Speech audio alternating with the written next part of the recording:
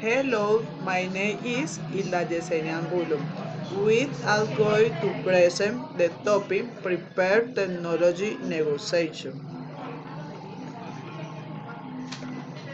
The mid-use was the income method which expressed the value of an asset as the future value of the cash flows that can be obtained by exploiting a particular technology. There are various measures of economic income that could give rise to various methods.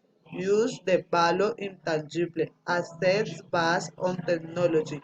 Among these measures can be considered gross and net income, operating income, income before tax, net income after tax, cash flows, purchase, et al.